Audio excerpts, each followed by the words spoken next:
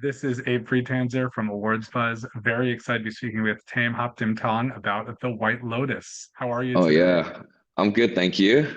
Things have been amazing lately. Can you tell me what you knew of The White Lotus before the idea of being in it was a possibility?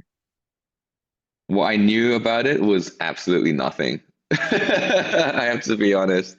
When I got the call to go and cast for the role of Guy Talk in White Lotus, I actually had no idea what the White Lotus was. I don't think I've even heard of it before. I was in Thailand, and I think only like a handful of people in Thailand watch it. I think it was very niche for the Thai market. So it was really amazing to sort of slowly realize how big it really is, today in America especially. So it's amazing. So, what was the process of you becoming attached like after that?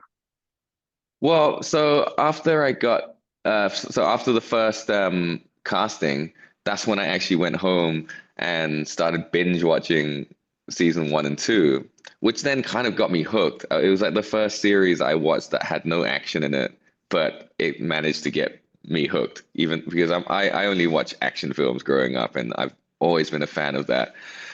So White Lotus was something very unexpected for me to sort of cast for, but it just happened to be the biggest thing I've ever done, and so it's like it was very, amazing to sort of get to explore this new character who at first seemed very different to who I am, like sort of him being a security guard, but not a very good one, and just like sort of but as I read through his script, I found that, oh, okay, there are definitely the elements where I see myself in Guy Talk. So I love to, I've always worked in security since I was 18, and I joined the Thai Army later on, and then later worked in private sort of security contracting.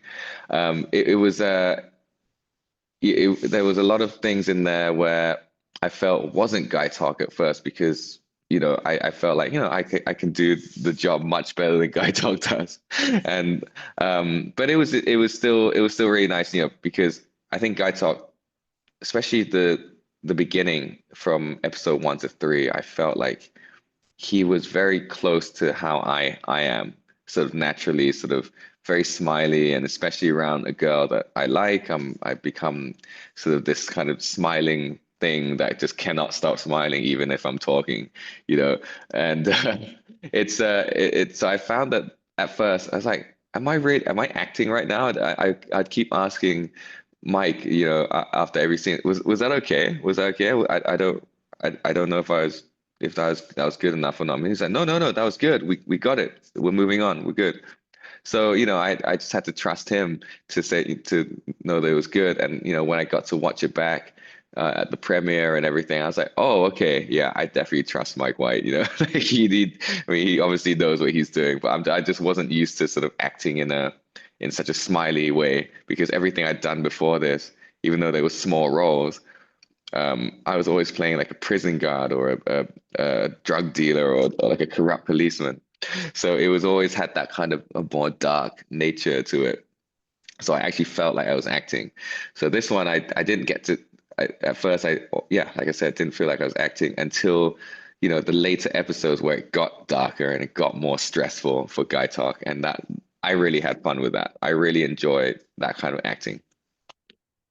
Well, while I'm not sure this show isn't meant to be entirely realistic, I'm curious based on your own experience with security in your life, aside from his incompetence, what do you think this show gets right about the security profession? Well, you know what? When you go to these five-star hotels in Thailand, um, you do realize, I mean, I haven't been to Four Seasons or anything like that before, but just traveling around Thailand, going to like decent, even just decent hotels, the security guards there are not your typical, like they're not going to be macho like your sort of nightclub security guards. They're not really expected to really deal with much physical confrontation. You're in a good decent hotel where people are just there to have a good time with their family or their significant other, and yeah, that's why I feel like Mike kind of wrote Guy Talk the right way, because I think he must have traveled around Thailand scouting locations and really taking in the culture and how people are. And I have to agree, like Thai security guards, especially in a hotel, are kind of like that. They're just your friendly Thai guy that, the first friendly face you see when you come into the hotel and opens the gate for your car to come in. That is his job, and I think he's good at that. I think Guy Talk has always been, working at the White Lotus in Samui, and never had to deal with a physical confrontation. I think he just mentioned that he just saved someone from drowning, but I'm sure that's just like, it's not like someone was attacking him or he had to defend himself or others. So I think most security guards in Thailand will kind of be like that. Maybe not as smiley as Guy Talk is, but the sort of, I'm not saying that they're incompetent, but it's just that because they never have to deal with that kind of thing. And just this particular week that we're looking at, that the events that unfold within season three is obviously something that has never happened before, and he just doesn't know what to do. So that's kind of exactly what you see there. It's just someone who's like, oh, what? Like I never had even thought I'd have to hold a gun in this job, and now I'm being asked if I can actually pull the trigger. It's all very new to him. And you do Yeah. get to be involved in the really pivotal action of the final episode, but I feel like you can blame Yeah. certain people for what they did, but you can't really blame him because he's like, I'm gonna shoot, stop where you are. And it just feels Yeah. like, I don't know, do you feel like he's morally in the right, or did he do something wrong there? I mean, at first, I remember when we were going through the scenes and stuff like that with Mike, I did ask Mike at one point, do you mind if what would you say to like maybe Rick turning around and actually firing at me so that I can actually have a little gunfight with him, and then it ends like that, you know? But Mike was like, no, it's like I don't want to take away from Rick's moment. He's still carrying Chelsea, but Mike was like, are you worried because like you're shooting someone in the back? And I was like, yeah, I kind of didn't want to shoot someone in the back. I don't know, like if people are gonna think like, oh my God, like he shot someone in the back and he got a promotion. That's nothing to be proud of. But Mike is, there's a lot more to it than just shooting in the back. You got your boss shouting at you. You've just lost the girl of your dreams because of all this sort of indecisiveness.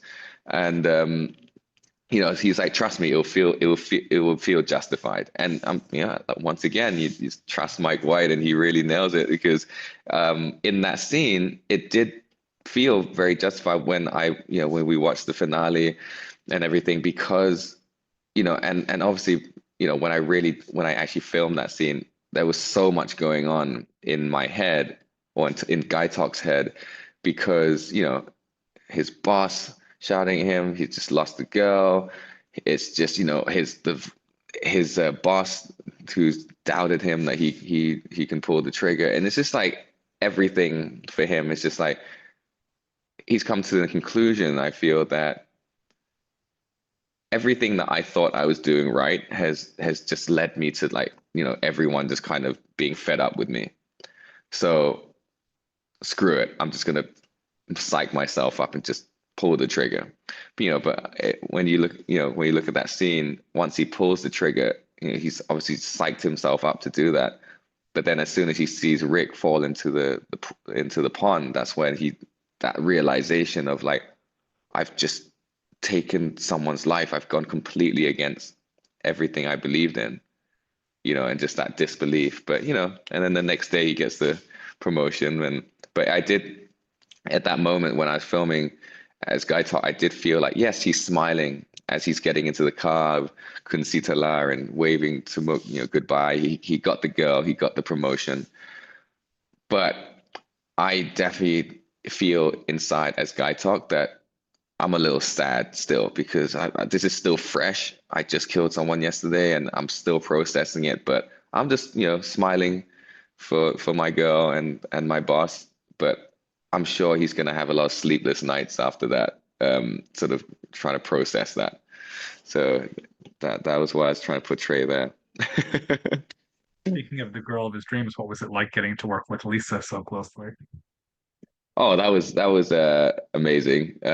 Just to find out that it was Lisa in the beginning was like was just unreal because I was already just so happy that I got to be a part of White Lotus and this role, and then for them to say that, oh, by the way, the person who's your love interest is Lisa Blackpink, but you can't tell anyone. It was just like it was very like, oh wow, and you just want to tell the whole world, but like I just had to keep it in. Um, so that was cool, and just working with her, she was very nice. Like just I completely forgot that she was a world famous pop star. Working with her and being with her in Samui for 7 months, you kind of forget that everyone here is a star, you know, you know, I- because you see them like, without makeup, on the days off and just having breakfast like any normal person, just having dinner, lunch. It's just like, and then for me to sort of see Lisa afterwards, like I went to Coachella and see her set this year, like 2 weekends ago. And that was the first time I ever seen her perform live, at least. And it was just so mesmerizing. It's like, wow, I get why you are who you are today. It was an incredible performance, and she's very good at what she does. Yeah. So it's amazing to work with her and to see her as Lisa, just the Thai girl Lisa, and then Lisa on stage, it's really cool. What's next for you? For me, I love this job. I've wanted to do this job for so long, and this is like a golden ticket, that got me into this industry in the US, which is beyond my wildest dreams. And I feel like this is where I belong now, and I really want to continue down this path. So, after this, I've told people I would love to explore many genres of film, but I think if I was to choose, I would love to go for like an action, spy, espionage type of film, just so I can use a lot of the experiences that I got to experience while I was a soldier and while I was working as a uh, pretty much like a private military contractor. It's just I wanted to draw something from that world and portray it on screen. Just because I've just been around so many of these guys that have been through a lot, and when I was with them, I learned so much from them and absorbed so much from them, and even their stories that they told me. It just really makes me feel like, wow, these guys have so many stories. I'd love to somehow get this on screen. And these guys are actually happy to tell their stories because they told me they're actually coming to the end of their career as a PMC, and they just want to live a peaceful life now and just write their memoirs of what they've been through. So I'd love to help them out and get that on screen if possible, something like that. Do you feel like you've seen any films or TV shows that really get the military experience right? Yeah, I mean, obviously, Lone Survivor was one of my favorites.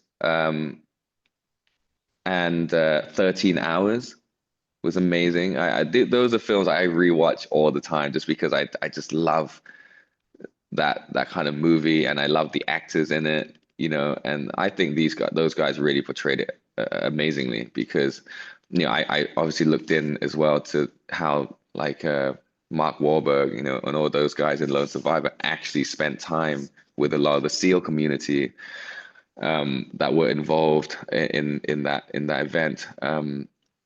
And just obviously them being actors, they can absorb sort of the feelings and everything and portray it on screen really well. And I love the backstories of 13 Hours is also a very interesting story, and I've read the book on it too. But yeah, so they have all these projects have a very high sort of realism in terms of the tactical uh, tactics that they use on screen, because I'm pretty sure they've got like, you know, active duty or retired special force Navy SEAL members on set to make sure that everything is closest to how it really was. And that's why I'd love to do one of those types of films. I mean, that would be amazing. That'd be a dream come true to do one of those, or something like Sicario. I love Sicario, that film, and like the John Wick series. That's also something I'd love to get on.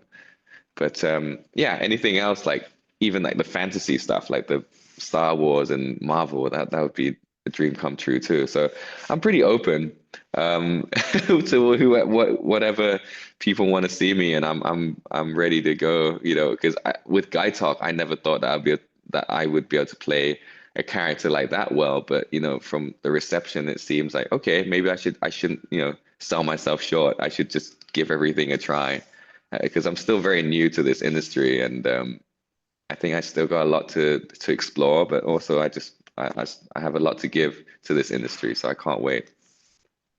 I really appreciate and admire your passion and energy and wish you nothing but great success in the future. Thank you very much. I appreciate Such a that. pleasure. Thank you so much. So nice to Yeah, meet you. thank you for having me. Nice to meet you too.